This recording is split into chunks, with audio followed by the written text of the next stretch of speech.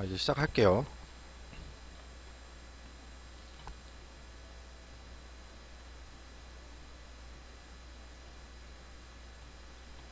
음,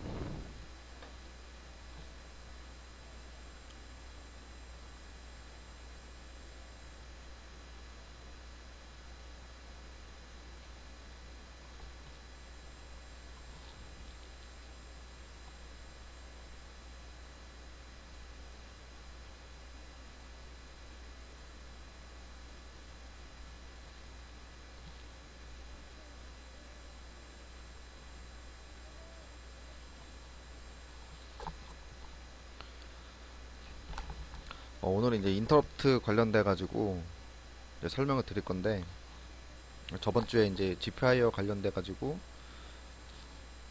어, 간단하게 사용하는 방법, 그리고 그 레퍼런스 보드에서 이제 LED를 한번 켜봤어요. 그쵸?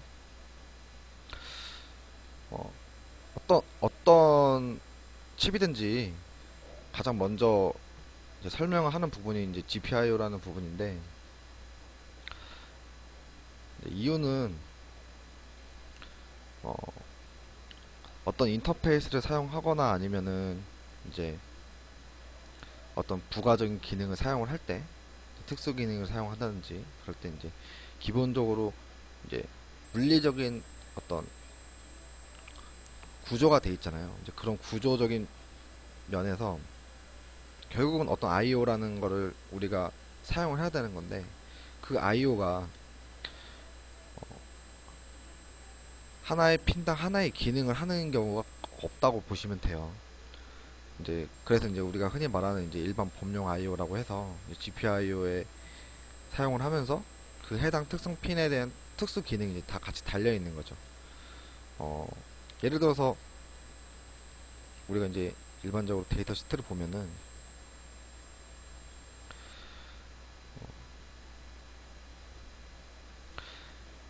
뭐 USB, 그 다음에 캔 통신, 그 다음에 SPI, UART, I2C, 그 다음에 어, ADC가 안 나와 있네요. 이제 ADC 이런 기능들을 별도의 특수 핀으로 이제 따로 하게 되면은 이제 칩 자체가 직접화가 되지 않고 이제 핀 수가 많아지면 많아질수록 크게 커질 수밖에 없겠죠. 왜냐면 물리적인 어, 그런 공간은 어쩔 수 없이 차지하기 때문에.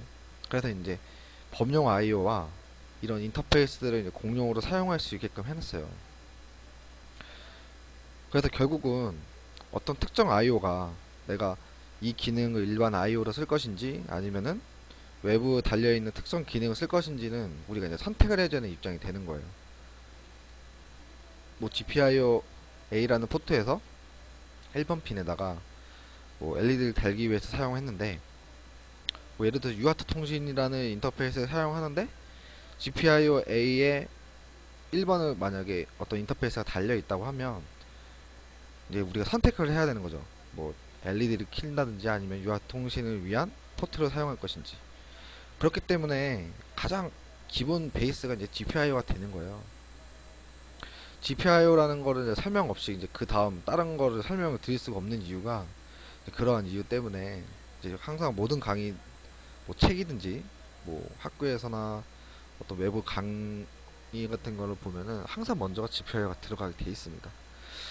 그래서 저번 주에 이제 GPIO 관련돼서 이제 일반 범용 IO로 사용하는 방법에 대해 이제 그때 설명을 드렸고, 이제 오늘은 이제 인터럽트 관련된 설명을 드릴 거예요. 어, 미리 하나 말씀드리면, 잠시만요.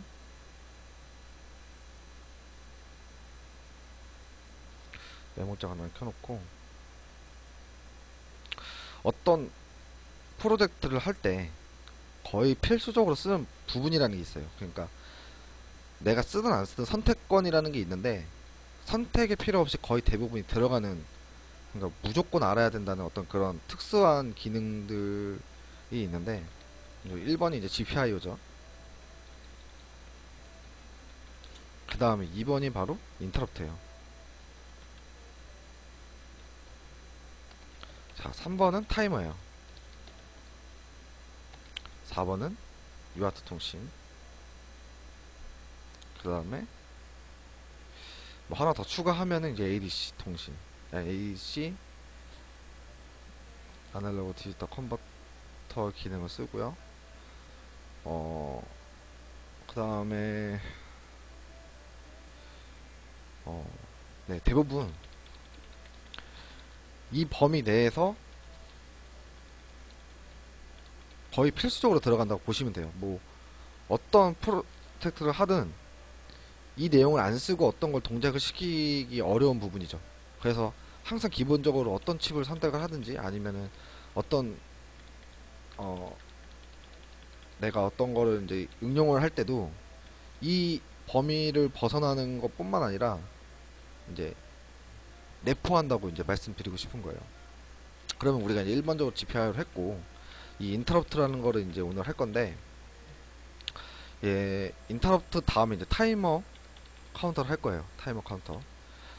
근데 이제 이 타이머 카운터에서 PWM을 응용을 시켜가지고 우리가 임시적인 파형을 만들 수가 있어요. 그 다음에 UART 통신이라는 걸 통해서 이제 외부 디바이스들한테 통신을 하는 거죠. 통신. 그 다음에 ADC라는 걸 통해서 이제 센서 값을 가져와요. 센서를 사용하는 거죠.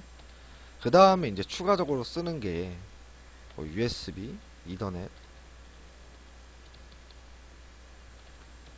그 다음에 뭐 SPI 통신, 뭐 캔 통신, I2C 통신, 뭐 이러한 것들이 있다고 볼 수 있겠죠. 대부분 이 정도 다룬다고 보면은 이제 마이컴을 가지고 어떤 프로세스를 마이컴을 가지고 어떤 프로젝트를 이제 진행을 할 때 무리 없이 할 수 있다라고 이제 가정을 할 수 있어요. 이제 이거를 사용할 수 있다면 이제 그 다음부터는 얼마나 내가 효율적으로 알고리즘을 짜서 구동을 시키냐, 이 정도 차이 이외에는 이제 없다고 생각하시면 될 것 같아요. 그래서 오늘 인터럽트에 관련된 걸 할 건데, 제가 이제 강의를 한다고 해서 따로 준비를 하고 그러진 않아요. 그러니까 무슨 말이냐면 뭐 제가 한 번도 사용해 보지 않았던 어떤 기능을 이제 강의를 하려면은 당연히 이제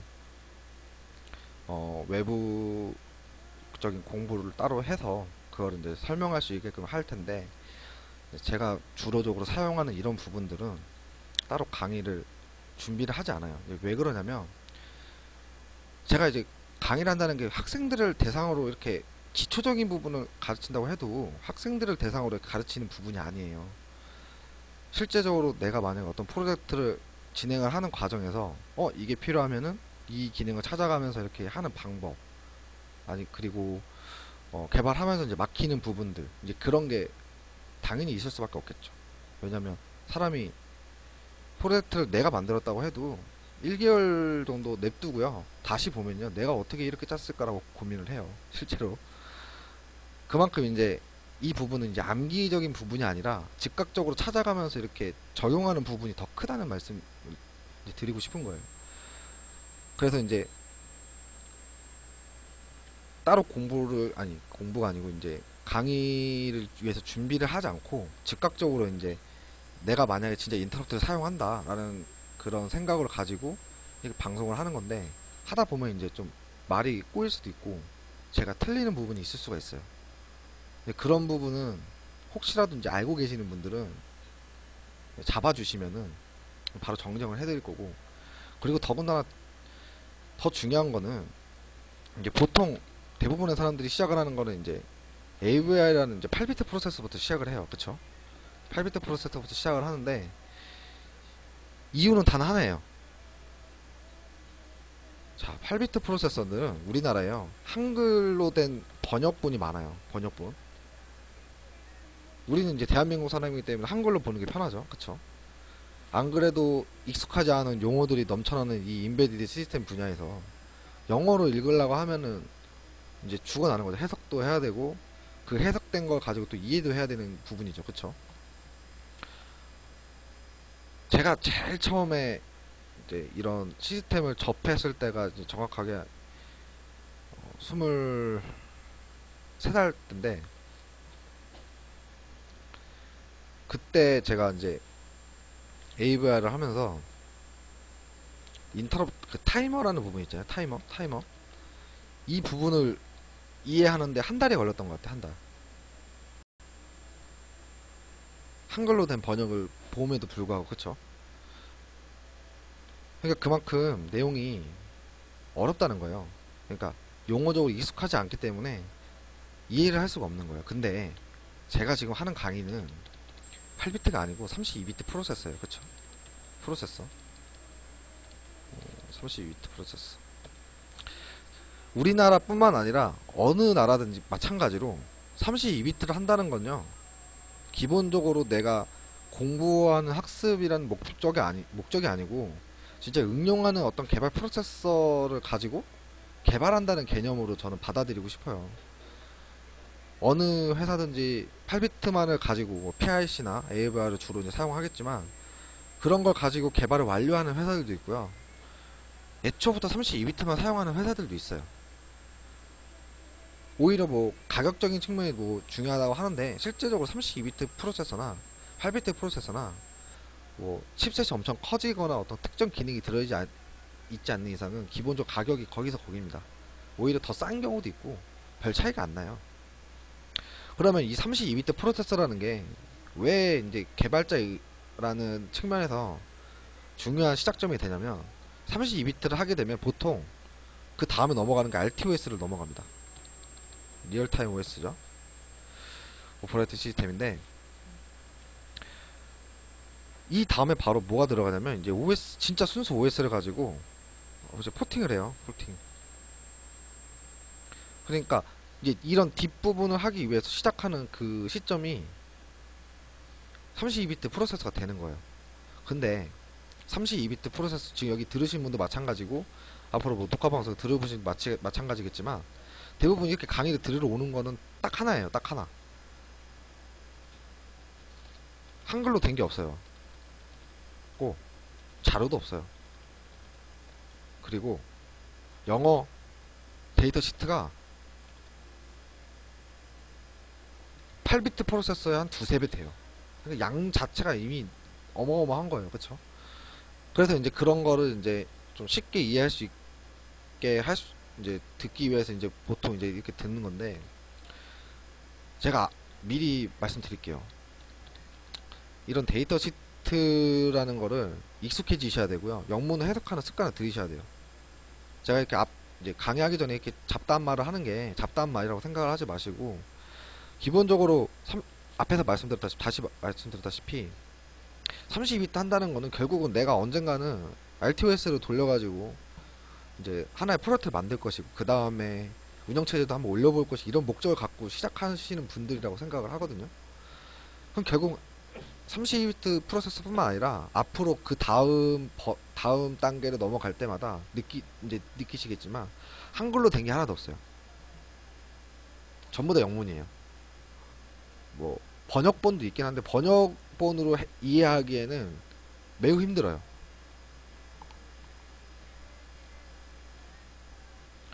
그래서 이제 제가 말씀드리고 싶은 건 이제 데이터 시트라는 거를 굳이 한글로 된 걸 좀 찾아가지고 하려고 하지 마시고 원본 그대로 좀 읽으려고 하시는 습관을 좀 들이시기를 이제 부탁드리는 거죠. 굳이 제가 부탁까지 할 필요는 없는데 이제 앞으로 자기가 다음 단계 넘어갈 때 좀 더 이제 보다 쉽게 이제 넘어가시려면은 이런 부분은 100%는 아니더라도 익숙하게 좀 보는 습관이 필요한 거예요. 한글로 된 거 나왔다고 그때 공부 시작하면요 늦는 거고요. 그쵸?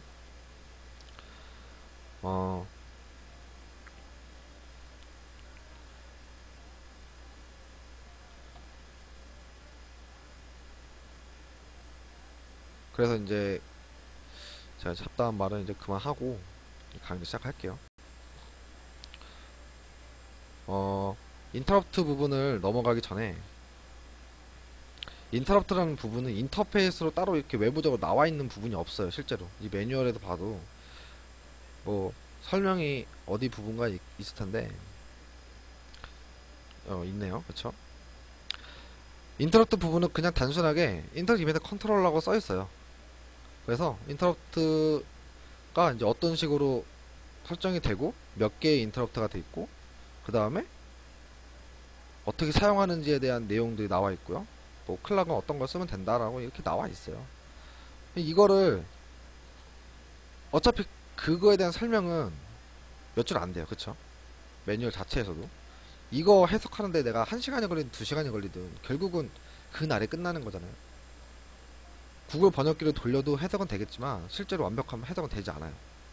번역기를 한번 돌리고 그 다음에 거기서 내가 다시 말을 맞춰야 되는 입장이 되는 거죠. 그쵸?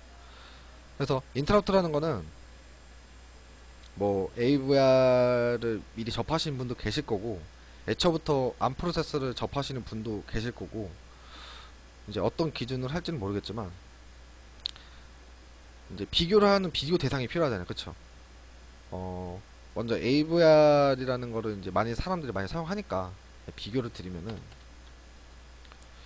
AVR 같은 경우는 인터럽트 핀이요 고정적이에요. 그쵸?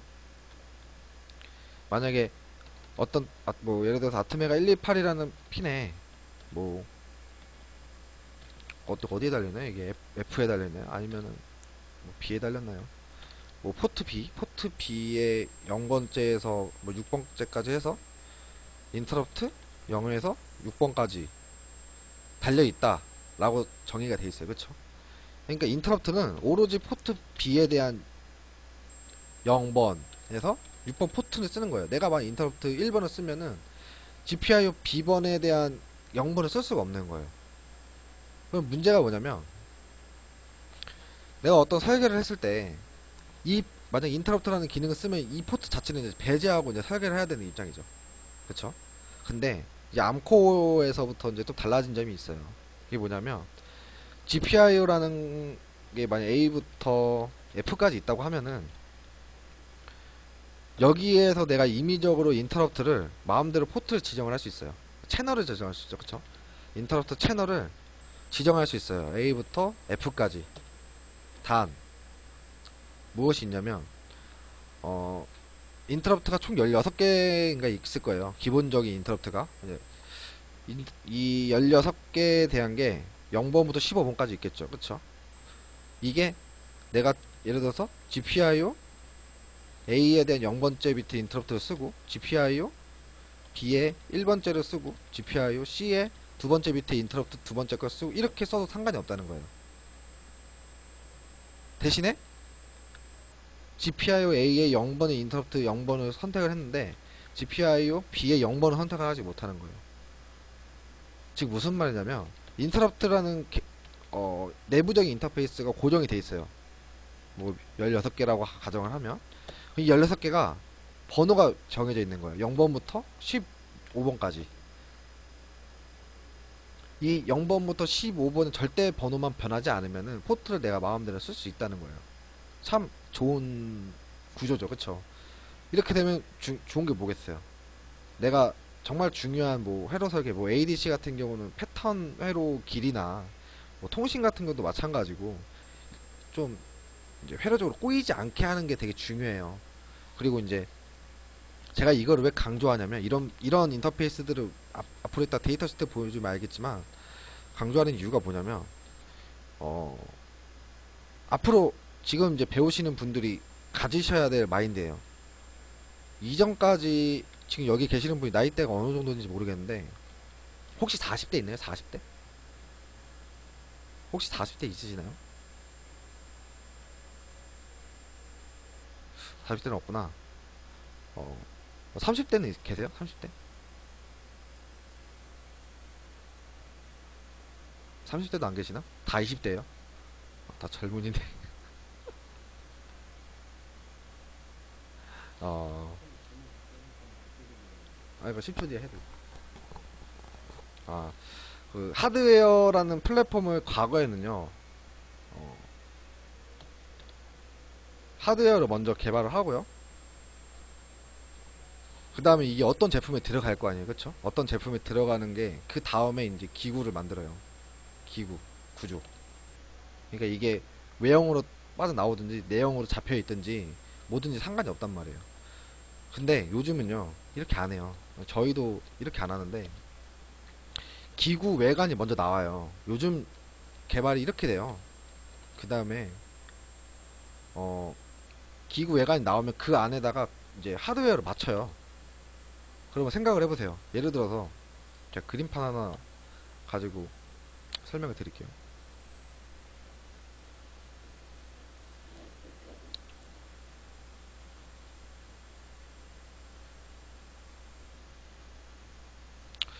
자, 생각을 해보세요. 자, 어, 어떤 디자인 외국 디자이너가 뭐 이런 식으로 설계를 이제 디자인했어요. 여기가 뭐 어떤 외부적인 걸 연결하는 커넥터라고 치면 어, 이게 고정인 거예요. 이제는 그쵸? 그럼 여기에다 PCB를 만들어야 되는데 이렇게 만들어야 되는데 이게 만약 통신 되게 중요한 통신이라고 할게요. 그러면 통신 커넥터가 일로 이렇게 빠져야 되는 거예요. 근데 PCB는 이렇게 나와 있는데 근데 MCU가 뭐 이렇게 달려 있겠죠? MCU가 이렇게 달려 있는데 만약에 인터럽트 핀이라는 게 고정이 되어 있으면 인터럽트 뿐만 아니라 여러 가지 핀들이 고정이 되어 있으면 어떤 식이 되냐면 만약에 여기에 달려 있어요. 그리고 이 통신 커넥터에 여기에 또 외부적인 커넥터가 같이 달려 있다고 칠게요. 외부 커넥터 익스턴. 그러면은 이렇게 삥 돌아서 가야 되는, 그쵸? 그리고 이게 정말 중요한 신호인데 이 신호에 맞춰서 아마 MCU를 돌려서 돌려가지고 설계를 할 거란 말이에요. 가장 최단 거리로, 그쵸? 그러면은 이 사이에 남아있는 이런 핀들 때문에 이런 이게 설계적으로 이게 좀 문제가 되는 거예요. 이거 하나 때문에. 왜? 이거를 내가 일로 빼고 싶은데 이미 기구적으로 여기에는 어떤 것도 외관이 없는 거예요. 그런 이제 그런 부분 때문에 이제 나중에 하드웨어를 이제 디버깅 하는데 문제가 생기고 하는 거죠. 근데 그런 거를 따졌을 때 생각을 해보세요. 내가 남은 핀 아무데나 다 쓸 수 있으면 예를 들어 인터럽터이지만 가장 최단거리에 있는 위치에다가 내가 마음대로 인터를 설정할 수 있는 거잖아. 그쵸? 이게 실제로 사용해보지 않으면은 이게 진짜 좋은 건지 안 좋은 건지 느낌은 없을 텐데 실제로 나중에 이제 프로젝트를 설계를 해보면은 진짜 감탄이 나온다, 감탄이. 아, 정말 좋구나. 그래도 그런 장점으로 이제 설계를 해놓은 건데 이제 레퍼런스 매뉴얼을 보면요. 음,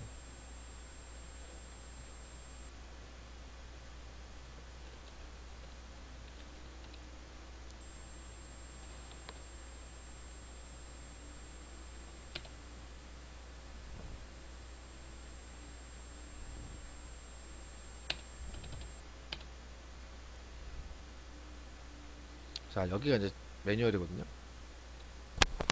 이 아래에서부터 데이터 시트를 보면은 이제 앞에서 설명했던 내용이 여러 가지 나와요.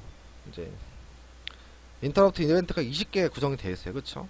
이제 기본적으로 GPI 16개에다가 플러스 4개가 더 있다는 건데 아, 4개가 뭔지는 이제 데이터 시트를 뒤져보면 나오겠죠. 그쵸? 그 다음에 특징이 나와 있어요. 이제, 이제 독립적인 트리거, 그 다음에 마스크 할 수 있고 인터럽트 이벤트 라인이 따로 별도로 돼 있다는 거죠. 별도의 구성이라는 거예요. 그쵸?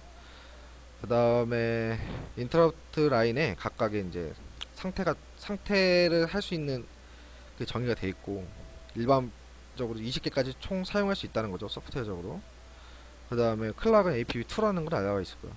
이제 이런 부분이 계속 나와요. 앞으로 이제 암코어를 쓰시면은 이제 클락 부분에 대해서 이게 어떤 라인인지 무조건 나와요. 왜 저번 주에 강의했던 것처럼 각 모듈별 채널별로 내가 인터넷에서 쓰기 위해서 어떤 채널을 사용할지에 대한 클락을 내가 넣어줘야 된다 그랬죠. 그쵸?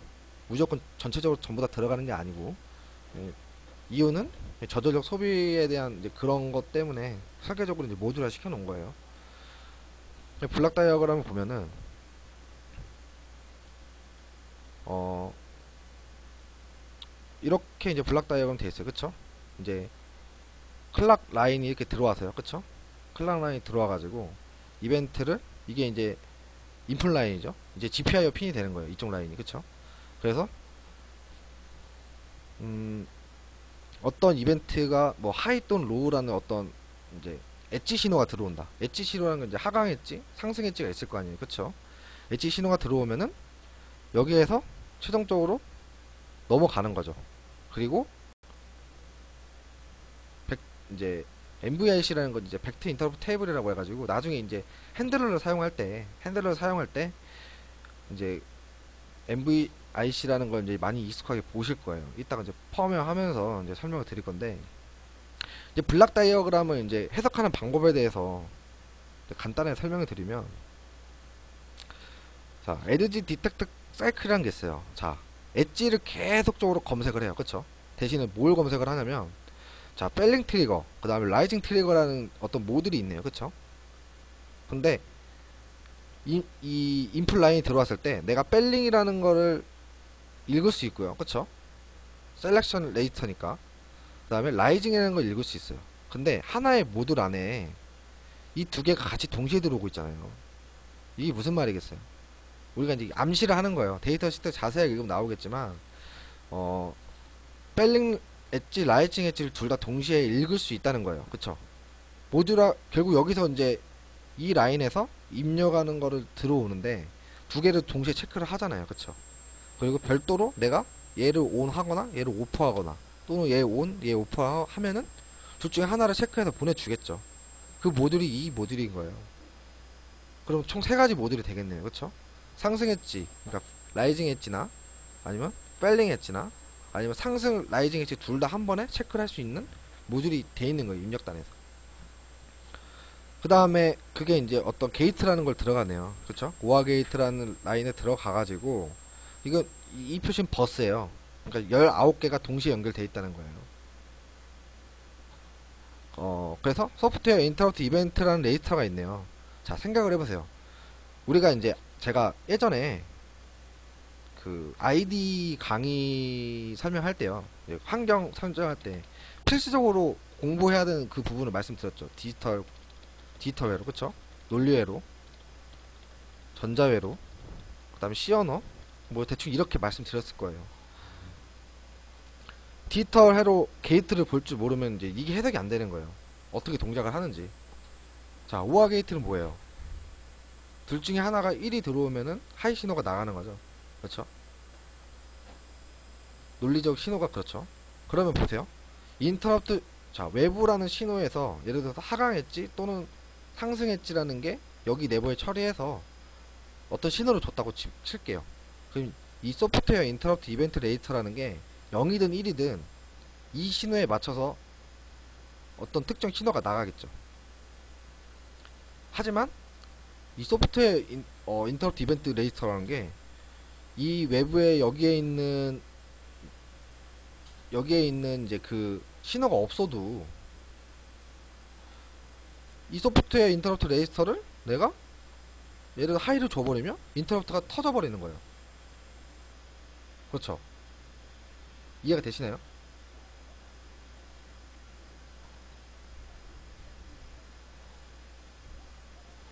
이 라인이 신호가 들어오지 않아도 이제 소프트웨어적으로 이벤트를 설정을 해버리면 내가 외부 인터럽트가 터졌구나처럼 이렇게 표현을 할 수 있다는 거예요. 근데 그런 식으로 돼 있다는 거죠. 그 다음에 인터럽트 마스크 레지스터라는 게 이제 일로 들어오네요. 일로 들어가는 게 있고 일로 들어가는 게 있고. 자, 이벤트 마스크 레지스터. 자, 마스크가 뭐겠어요? 이네이블이죠. 그쵸?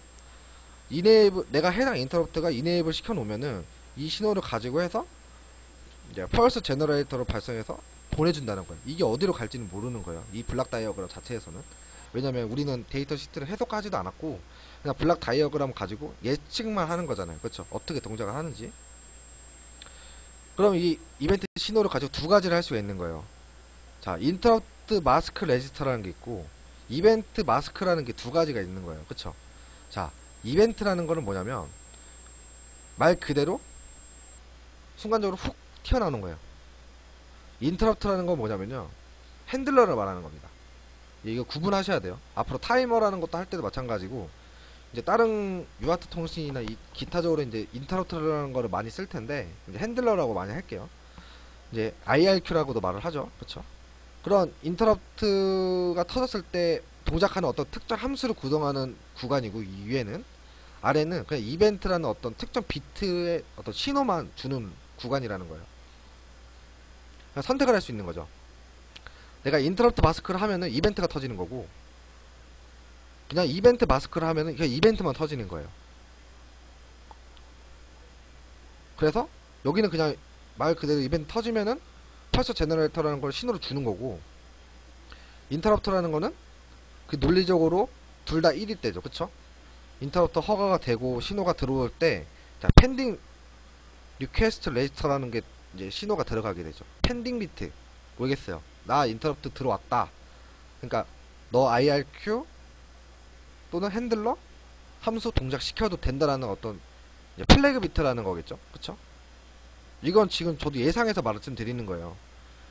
그러면 그게 들어오면은, 자, 인터럽트 벡터 테이블이라는 걸 통해서 인터럽트 IRQ 함수를 실행해라라고 던져준다는 이 표시겠죠. 이해되시나요? 인터럽트가 이런 구조로 돼 있다는 거 블락 다이어그램만 봐도 아, 이런 식으로 될 수 있고, 내가 인터럽트를 소프트웨어적으로, 그러니까 펌웨어적으로 내가 강제적으로 만들 수도 있고, 그냥 외부 신호를 가지고 할 수도 있고, 상승했지 하강했지 둘 다 쓸 수도 있고, 이벤트만 줄 수도 있고, 핸들러도 사용할 수 있고, 둘 다 줄 수도 있구나. 이제 이렇게 해석이 되는 거죠. 그쵸? 근데 이걸 다 이렇게 읽어드릴 수가 없어요. 지금. 그쵸? 시간이 없기 때문에. 그 다음에 뭐 좀만 더 볼게요. 뭐 레지스터 관련 설명이죠. 그쵸? 인터럽트 라인 이제 레지스터가 뭐 몇 개가 있다 이런 걸 설명을 드리는 거고, 그 다음에 외부 인터럽트 이제 GPI 매핑인데, 예를 들어 그런 거예요. 인터럽트 아까 제일 처음에 설명드린 것처럼 인터럽트 제로라는 어떤 물리적인 어떤 고정적인 인터럽트가 PA부터 PG까지 예를 들어서 내가 선택해서 하나 사용할 수 있다는 거예요. 여기에서 이제 설정을 해주는 거죠. 그쵸? 이 레지스터 APIO라는 레지스터 이따 설명드릴 건데, APIO라는 레지스터를 통해서 이네이블 시키면은 그 핀의 인터럽트로 동작한다는 거예요. 그렇게 해서 GPIO가 15번까지 할 수 있다는 거고, 이제 기타적인 이벤트가 많이 나오는 PVD 아웃 이벤트, 알람 이벤트, RTC, USB 이벤트, 그 다음에 이더넷 이벤트도 포함해서 인터럽트 총 20개다 라고 이렇게 설명을 해줬네요. 그쵸? 이제 그 다음부터 레지스터 부분입니다. 레지스터 부분. 이 레지스터 부분은 이제 펌웨어 하면서 제가 설명을 드릴게요. 인터럽트는 레지스터 몇 개 없어요. 이게 다예요. 그렇죠? 몇 개 안 되죠? 그래서 이 각 부분을 어떻게 설정하는지 그거에 대해서 설명을 드릴 수 있는 거고, 자, 이제 APIO라는 게 아까쯤에 잠깐 나왔는데, APIO. 자, APIO라는 게 나왔어요. 이게 뭐냐면, 자, 읽어보세요. 그대로 똑같이. General Purpose and Alternative Function IO죠. 자, 또 앞에서 설명한 게 또 여기서 나오는 거예요. GPIO라는 게 일반 범용 IO로만 쓸 수 있는 게 아니고, 플러스 외부적인 기능과 같이 공용으로 되어 있다고 했죠. 그렇죠? 선택을 해야 되는 거예요. 내 입장에서. 일반 범용 IO로 쓸 것인가 아니면 외부 기능을 쓸 것인가.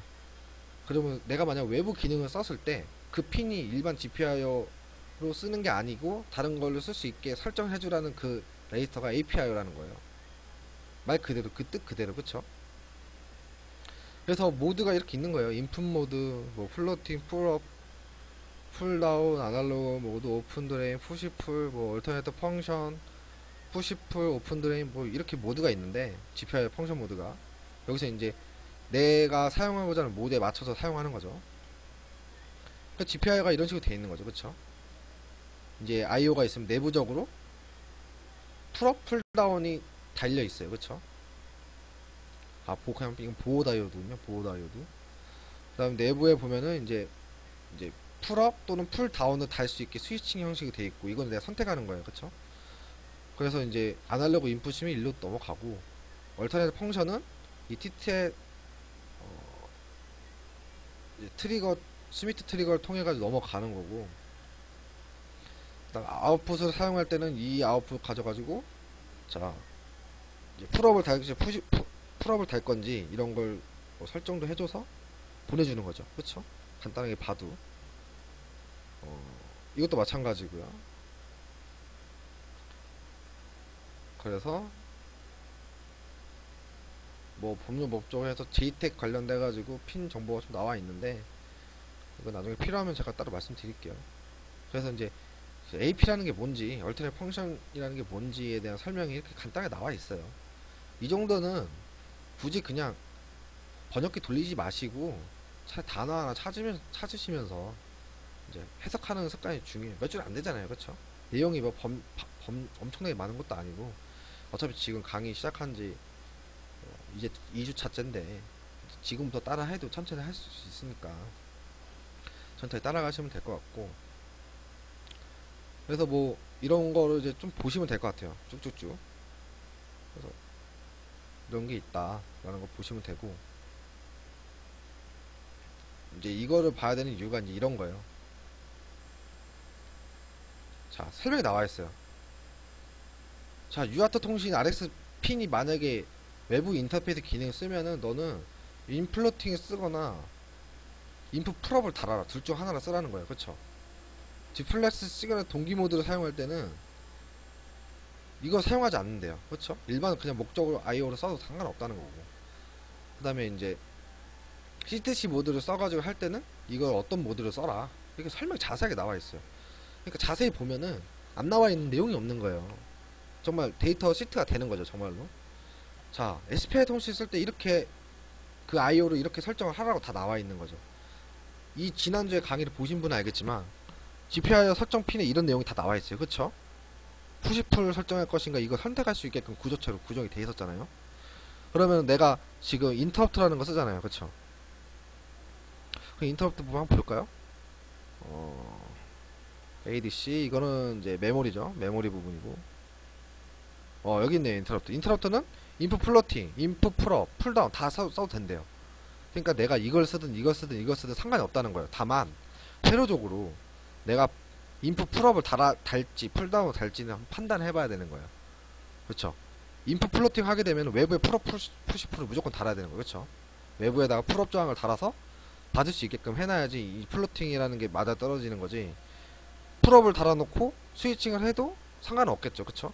근데 이거 하는데 아무것도 안 달아놓으면은 그거는 이제 반응할 수가 없는 형태가 되는 거예요. 그냥 다이렉트로 하이로 준다고 해서 이거 받아줄 수 있는 게 아니잖아요. 그 다음에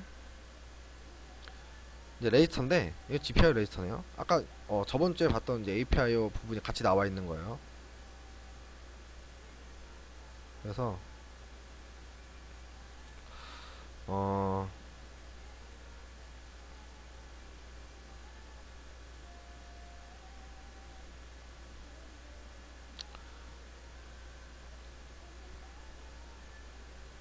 여기에 이제 이런 내용이 나와 있어요. 어떤 식으로 사용할 어떻게 사용할 것인지, 그리고 아랫부분에 어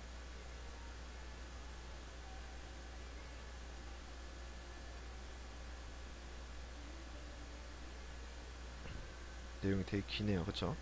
이렇게 나와 있어요. 그래서 뭐 이게 무엇인지 봤더니 아 이거 뭐 선택해 주는 거구나. 그 다음에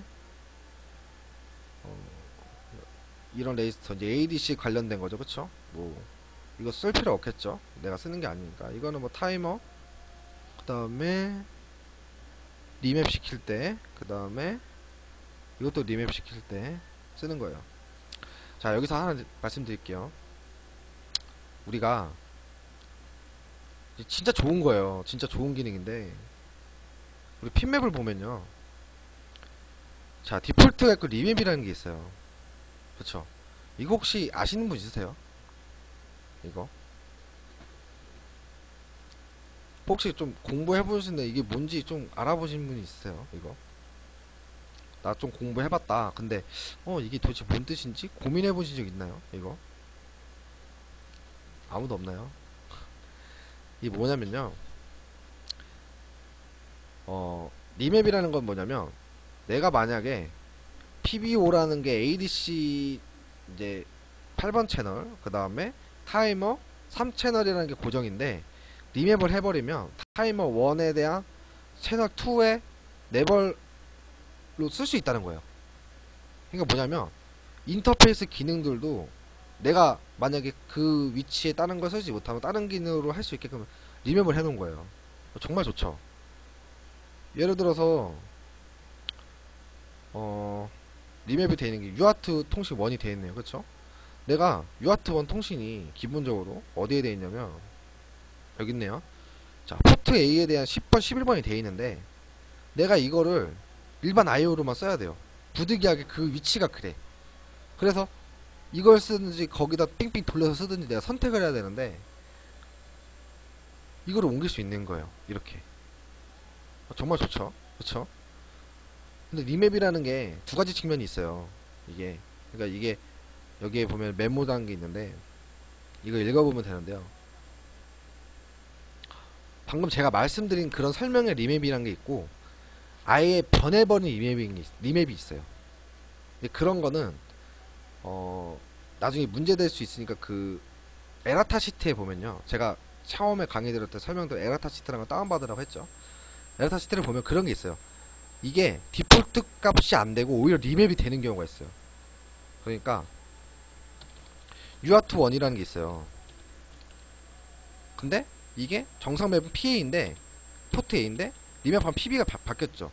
근데 두 가지 기능이 둘 다 돼야 돼. 내가 선택하든지 말든지. 근데 에라타 시트에 막 예를 들어서 디폴트 값에 돼 있는 이 UART1이 오히려 안 되고 리맵 돼 있는 게 된다라고 설명이 되는 것도 있어요. 그러면 내 입장에서는 개발자 입장에서는 이 리맵은 고정적인 UART1이 되겠죠. 왜? 내가 선택할 수 있는 게 없는 거예요. 오로지 리맵 해가지고 사용할 수 있는 방법밖에 없는 거죠. 그래서 에라타 시트를 꼭 보셔야 돼요. 그거는 제가 아마 아이디 환경 동영상 할 때 제가 설명을 드렸을 것 같아요. 거기 보면 자세히 보신 분 알겠지만 에라타 시트를 다운 받으셔가지고 나중에 개발하실 때 특정 프로세서를 이제 막 보시면서 디폴트 값이 안 돼가지고 고민했는데 리맵이라는 게 있네. 그러면 내 입장에서는 디폴트가 리맵이 되는 거죠. 그렇죠? 그런 것도 하나의 개발의 노하우예요. 안 된다고 버리는 게 아니고 리맵이 돼 있기 때문에 리맵을 가지고 이제 그걸 다른 핀으로 써버리는 거죠. 대신에 문제가 되는 게 뭐겠어요? 그럼 디폴트된 이 I2C는 쓸 수가 없는 거죠. 대신에 그래서 리맵이 또 이렇게 돼 있는 거죠.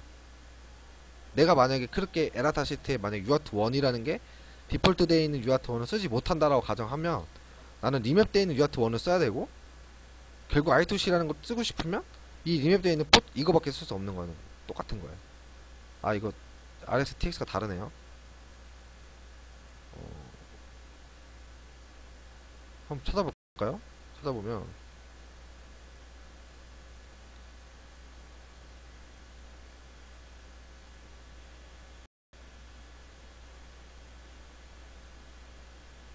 이거 없네요. 없어요. 그쵸? 그러면은 이제 만약에 리맵 돼 있으면은 이제 I2C는 쓰지를 못하는 거예요. 쓸 수 있죠. 그쵸? 캔통신이네. 죄송해요. 저 눈이 이상해가지고. 그러니까 방금 말씀드린 것처럼 UART가 디폴트가 안 돼서 리맵을 시키면은 I2C를 쓸 수가 없으니까 그럼 I2C를 쓰고 싶으면 리맵 돼 있는 I2C를 써야 되고 그럼 캔통신 또 쓸 수가 없겠네요. 그쵸? 근데 리맵 위치이기 때문에 캔통신은 정상적인 위치에 돼 있겠죠. 그러면 디폴트 돼 있는 캔통신을 찾아가지고 그냥 캔통신 그대로 쓰시면 되는 거고.